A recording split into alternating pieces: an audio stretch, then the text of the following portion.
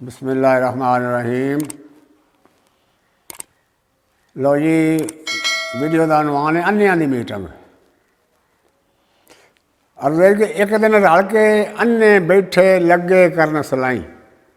एक दिन रल के अन्ने बैठे लगे करन सलाई कि हलवे दे नाल अज तक सानू किसे रजाया नहीं।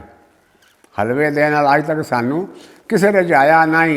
एक कहंदा जे जिउंदा जिउंदा हलवा रज के खावां ते खांदा खांदा उत्थे ही मर जा लग टकाने जावां।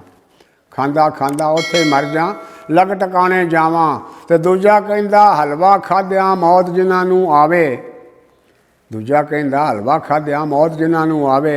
कोई उत्थे बैठा सारी उमरां हलवा ही खावी जावे। उत्थे बैठा सारी उमरां हलवा ही खावी जावे।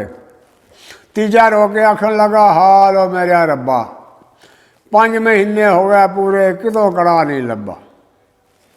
उन्हां अन्नियां बैठ के जड़ियां कीतियां सन सलाई। बादशाह रहा सुनदा किधरे खबर किसे नूं नहीं।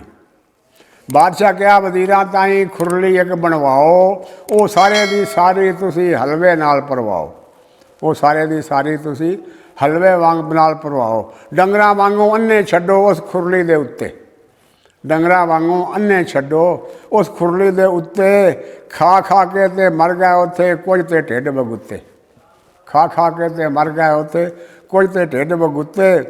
ते कईयां ने उस खुरली लागे अपने पैर पसारे ते कुछ उत्थे ही लम्मे पै के सैकन पै बेचारे।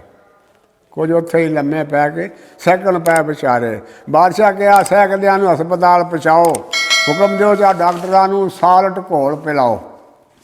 डॉक्टर कहा एक एक गोली खा लो सारे अन्ने। डॉक्टर कहा एक एक गोली खा लो सारे अन्ने।